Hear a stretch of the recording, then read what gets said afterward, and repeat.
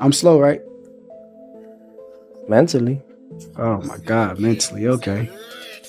I'm talking about I'm slow in the boxing ring, right? Mentally. I'm talking about the boxing ring, what you was talking about. I'm slow, right? Mentally. Okay, you're gonna see. I promise you're gonna see. Teo, to Shakur's point, you seem to be the guy that rises to the level of your competition. When you were going against Loma, people felt you were the underdog. Josh Taylor, the same thing. And those are the fights where you really showcased your skills and abilities and upset the odds. Is this another fight where you're coming in there with that mentality to upset the odds? Just put him in front of me and I'll beat him. Not about the odds. It's about, I guess defining them. You define the odds. Everybody's against you, great. That's when you know you're doing great. I put a thing out there. It's like, if you want to be liked in this sport, be a good boxer. You want to be loved in the sport, be the best boxer. But if you want to be hated in this sport, including the odds, be the greatest boxer. At first glance, the sit-down interview appeared composed and civil, but underneath, the tension was buzzing nonstop. You could feel it as soon as they started revisiting the past. Amateur careers, promotional journeys. Who got fast-tracked? Who felt sidelined? That's where the mood shifted. I'm thinking, I don't know if it's 2011 or 2012 National Junior Olympics or Junior National Golden Gloves. And I remember seeing him. He was wearing a white tank top. I think it was red and white trunks. And he was just whooping on dude bad. And that's when I noticed we were both cleaning up our divisions leading up to the finals. He ended up winning. I ended up, coming in second. Did you first become aware of Teo? It's so crazy.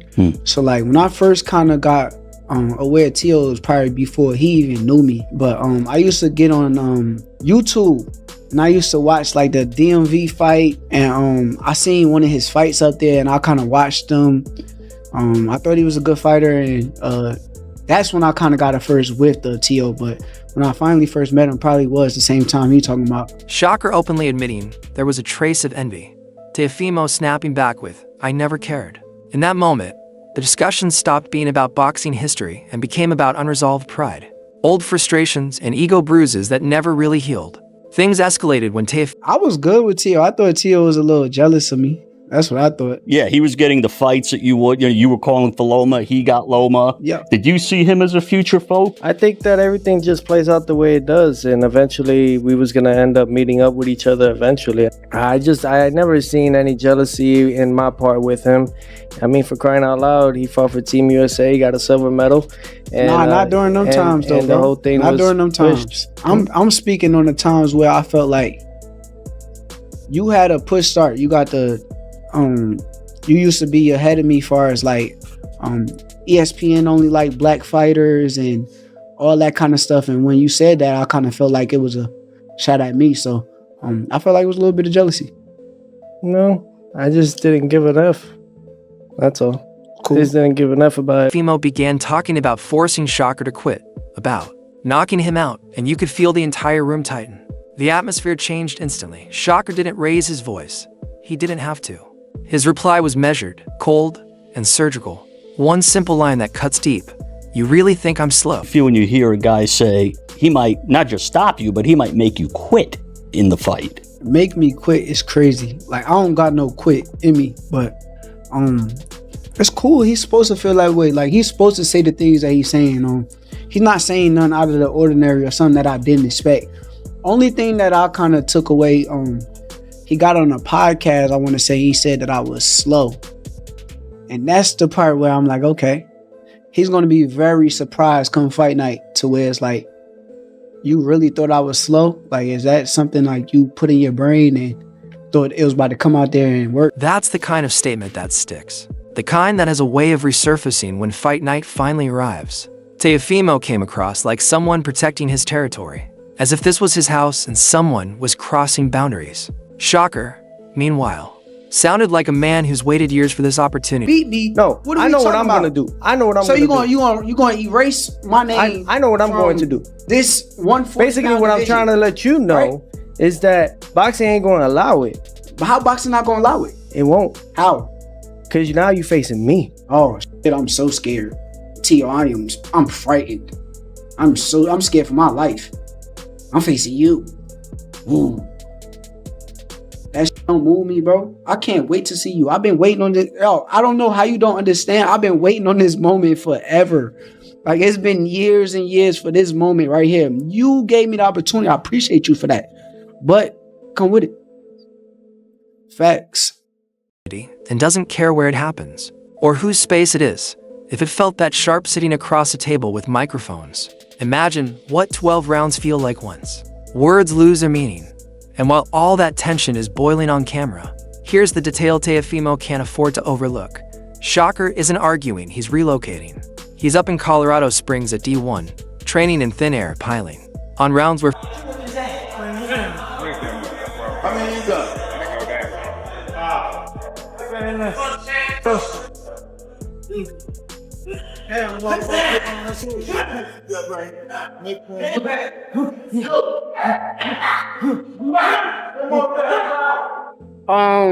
It's all fun and games, man. We just in here having fun, joking around and letting them get some experience. You know, when you boxing, you gotta box in front of a lot of different people. So being that they in front of a lot of people right now, we kind of gassing it up, making it feel like it's an atmosphere of a fight. So fatigue doesn't negotiate and flaws get exposed quickly.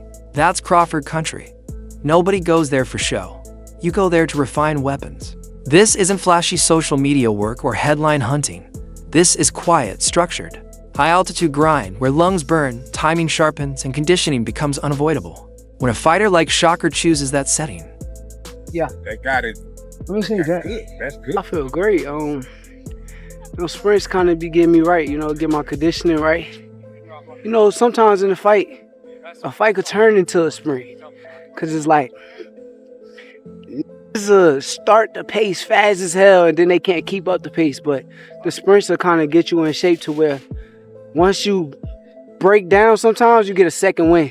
Then you get another win. Then you get another win after that. So I did the sprints a lot in a Jamel Herring fight. That's why you seen me fight at a fast pace. And then once I slowed down, I picked it back up and I had all the energy in the world to do it. So we locked in. It says everything about the fight he's preparing for. Not chaos, not emotion, precision, stamina, control when the rounds stretch late. That altitude work is about ensuring that when Teofimo is still explosive, Shakur is still thinking clearly. It's about converting patience into a weapon and endurance into confidence. So while Teofimo talks about dominance and territory, Shakur is stacking advantages no one can see. Building an engine that doesn't show up in trash talk, but shows itself when the fight gets uncomfortable. And that's the unsettling truth. Because once the noise fades, altitude doesn't care who talks louder. After breaking down Shakur isolation. So far, it came going great. We about a month away from fight day. Everything going according to plan. Core look great, man, great. He getting the rounds in. Everything going according to schedule. We coming. We coming for the victory. Me as a trainer, I don't train to go the distance. I think that's wear and tear on the body. You put all the work in camp to make the fight night as easy as possible, and that's what Isolating himself in Colorado Springs, sharpening every detail like he's preparing for a 12-round chess match. The focus naturally swings back to New York, where all this tension is about to collide. Listening to Paulie and Chris on boxing scene, it feels like the discussion is shifted to the grown man table. No hype artist, no echo chambers, just fighters who know exactly what Madison Square Garden does to your legs, your lungs, and your nerves. They're right, the Garden isn't just a location, it's a pressure test. For Shakur, it's validation. For Teofimo, it's fuel. You can hear it in how they describe him.